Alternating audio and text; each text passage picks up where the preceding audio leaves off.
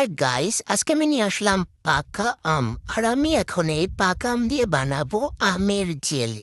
আমটাকে সুন্দর করে ছুলে তারপর ছোট ছোট টুকরো করে কেটে নিলাম।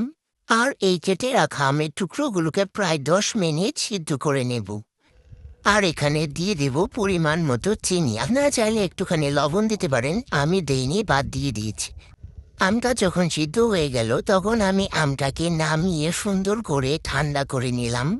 তারপরে এই ঠান্ডা করা আমকে আমি একটা ব্লেন্ডার দিয়ে ব্লেন্ড করলাম। আপনারা চাইলে চামচ দিয়েও ব্লেন্ড করতে পারেন। আর আমটা ব্লেন্ড হয়ে গেলে আমি এখন এই আমটাকে একটা ছাঁকনি দিয়ে ছেঁকে এভাবে রসটা নিয়ে নেব। এখন এই আমের পাতলা তরলটাকে আমি আবার 10 মিনিট জাল করে নেব। এখানে আর কিছুই আমি অ্যাড করিনি। তারপরে আমটাকে আমি নামিয়ে নিলাম। এখন একটু ঠান্ডা করে একটা বক্সে করে ঢেলে দেব।